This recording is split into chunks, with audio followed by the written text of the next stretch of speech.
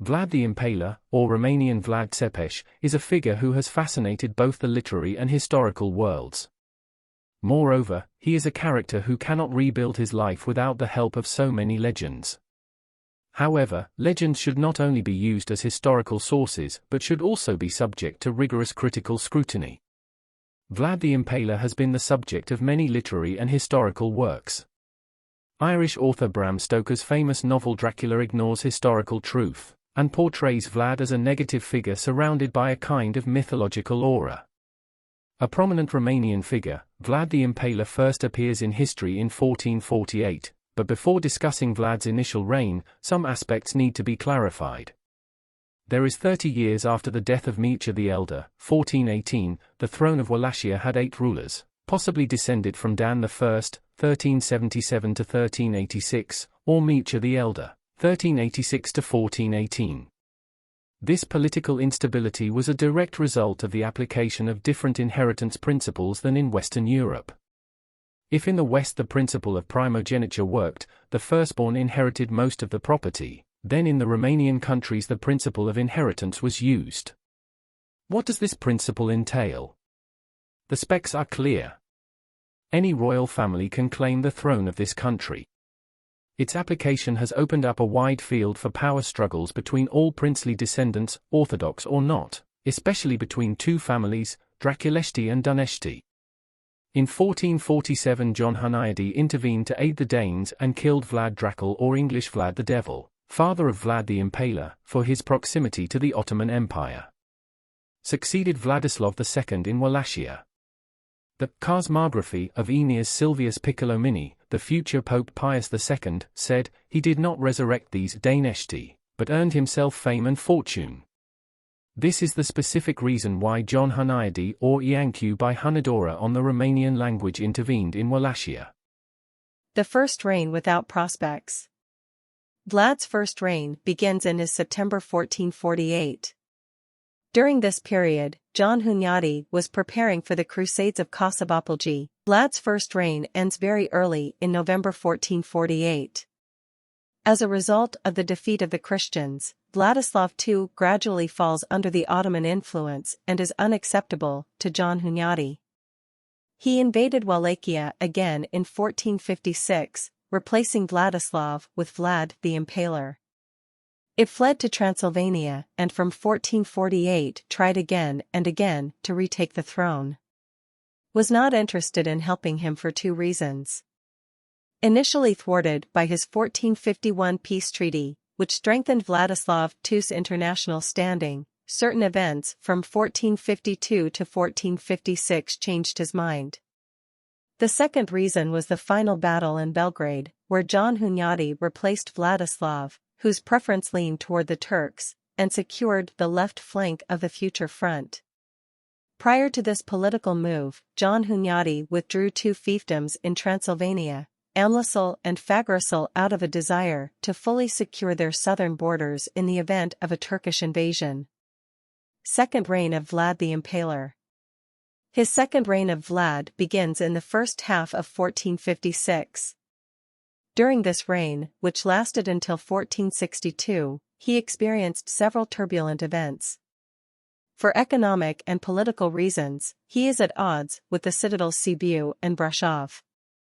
Also in 1457, Vlad intervened in Moldova in favor of Stephen the Great. In 1456, shortly after the Crusades from Belgrade, after the death of John Hunyadi, Vlad the Impaler began to approach the Ottoman Empire. Looking at his past, Vlad has strong ties to the Turks. He was held hostage at the gate from 1442/1443 to 1448, when he began his first reign with the help of the Turks. One of his brothers, Radu the Handsome, future lord from 1462 to 1473, was also taken hostage at the Ottoman court and remained there until his accession to the throne. As for Vlad's relationship with the church, it was a little more difficult. After the death of John Hunyadi in 1459, when Vlad became a heathen vassal, his foreign policy changed radically. Aided by the fact that John Hunyadi's son, Mattia Corvin, had ascended the Hungarian throne, Vlad again turned against the Turks. This political turn significantly improved relations with the Church, and Vlad sought to establish himself as the successor to Byzantium. His 1462, the final year of his reign, was filled with events. In January, he recaptured the citadel of Giurgiu, the main Turkish bridgehead to Wallachia, and launched an invasion south of the Danube. Mehmed II sends Chancellor Mahmud with an effective force of about 30,000 soldiers to prevent a possible new invasion from Vlad, south of the Danube. Mahmud goes beyond his duties and enters Wallachia for looting, but during the retreat about 18,000 Turks were surprised by Wallachian attacks, leaving only 8,000 soldiers to escape. On the 17th and 18th of June, 1462, the famous night raids took place. Romanian soldiers searched for the Sultan's tent but were unsuccessful because they did not know the camp. After this battle, Vlad continued to harass the Ottomans with short attacks on the rear guard. This, combined with the famous tactic of scorching the earth, forced the Sultan to retreat without achieving even the smallest of objectives, like placing Radu the Handsome on the throne instead of Vlad the Impaler. Despite his victory over the Turks, Vlad did not live long on the Wallachian throne. On November 26, 1462, he was arrested by Hungarian soldiers on the Brașov-Câmpul-Lung trade route. It is not certain why Mattia Corvin made such a decision. However, 12 years later, the same Mattia released Vlad, who became the captain of the royal army. As a result of the joint efforts of Moldova and Transylvania, on November 16, 1474, Vlad ascended the throne for the third time. His reign will not last long. Vlad had to face a new Turkish attack, resulting in him apparently being murdered by his own people who mistook him for a Turk. Where did Dracula's nickname come from? Vlad the Impaler's father's nickname, Dracul alias the Devil in Romanian language, derives from his being a member of the Order of the Dragon, whose mission was to fight heretics and pagans and defend Western Catholic values. From the name of this order appeared all sorts of derivations like Dracu, Dracula, Draglia, Dracia. However, the name Dracula represents the only common element between medieval and modern legends, and was born thanks to Bram Stoker, who liked to emphasize the character's negativity. Regarding Vlad, there are many legends associated with his character and military qualities. Many historians, such as Georgios Francis, incidentally mention only the campaigns of Mehmed II and Vlad the Impaler. Ducas and Launik Calcocandil, on the other hand, are direct sources. Both Byzantine historians attempted to create an objective history of the time, but focused heavily on the history of the Ottoman Empire, which was growing inexorably in power. From them, we learn about the fame that Vlad the Impaler enjoyed and how he caused fear not only among Turkish soldiers, but also among his own people, so that the latter would not betray him. The Byzantine Kritbul of Imbris, who placed himself in the service of Highgate, wrote a story apparently borrowed from the Ottomans and said of Vlad, he was furious, thereby characterizing him as a traitor. The Turkish sources mention the wickedness and cruelty he showed Vlad, as well as his preferred method of punishment, impalement, from which he got the nickname, the Impaler. The legends amplified his activity. Upon closer analysis, we can say that the facts and actions of the great Romanian gentleman are not condemnable at all.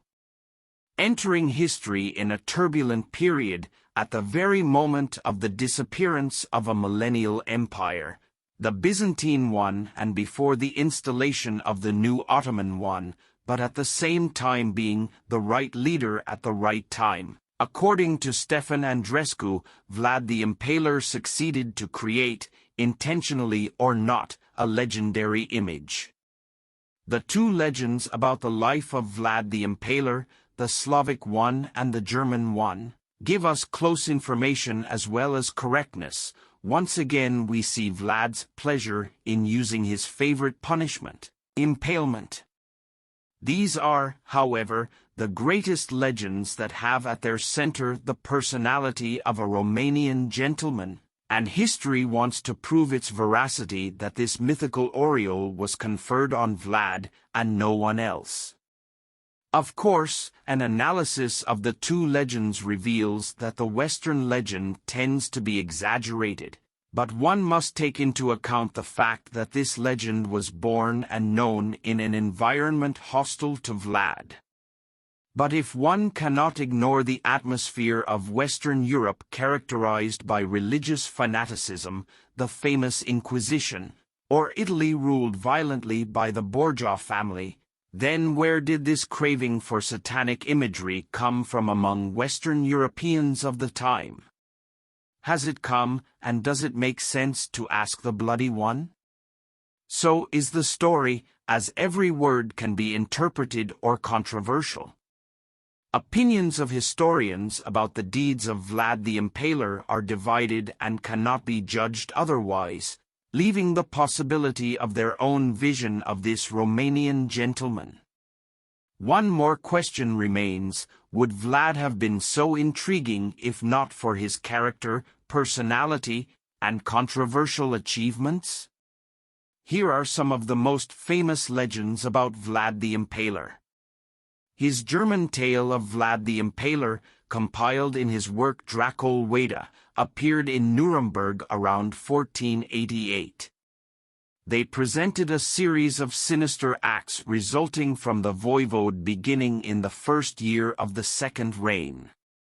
After 1456 AD, Dracula did many horrible, strange, and barbaric things. That same year, Dracula ascended the throne of Wallachia and ordered the assassination of Voivoda Laszlo, Lord of Wallachia.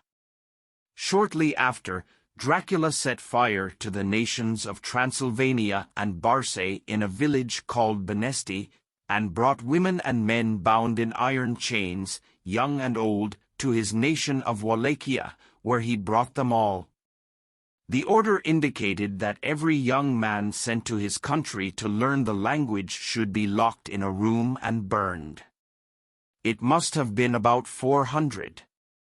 There is none.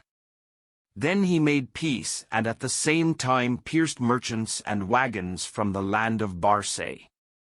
He also cut off entire nations and pierced it from youngest to youngest. And he threw some of his men naked to the waist into the pit and ordered them to be impaled, others stabbed and skinned. Meanwhile, he went to the land of Barcay and destroyed the corn and all the corn. He ordered them to be set on fire, ordered the capture of the population, and brought them out of the so-called Brașov. This is how Dracula worked in St. James' Chapel. He ordered the slums of the city to be set on fire, and at dawn, the next day men and women, young and old, were to be impaled in the chapel under the mountain, and sat in their midst and rejoiced in the morning. Had a meal. He also made a great cauldron, and made a board with holes in it, and had the men put their heads through it, so that they could close it up and fill the cauldron with water, and make a great fire under the cauldron. So he left. People howled bitterly until they practically boiled to death. Terrible, terrible, indescribable torment, invented by him. He impaled her mother with her infant until the baby languished in her mother's chest. He then split open her mother's chest and pierced her baby's head and impaled both of her. Slavic Tales, Guests Among the Corpses. Slavic story number 19 about Vlad the Impaler was collected in the late 15th century after his death, in a manuscript entitled Skazany o Dracul Voivode, Story about Dracula Voivode. They portrayed him as a ruthless ruler who frightened his subjects and messengers sent by the Ottoman Empire to appear before him. Once he gathered a multitude round a table and feasted among the skewered corpses of the dead, and he ate among them and enjoyed it, But he put one of his servants in front of him to eat. He asked her, "Why are you doing this?" The servant replied, "Master, I cannot bear this stench." Dracula immediately ordered him to be impaled and said, "You must live there because the stench will not reach you," says the Book of Chronicles, text anthologied and commented by Elvira Solohan. Another anecdote about Dracula describes his cruel treatment of those who broke the law. No one had the courage to steal anymore for fear of being stabbed. Vlad the Impaler would have ordered a large golden cup to be placed next to the famous fountain for everyone to drink from. Legend has it that no one tried to steal this cup.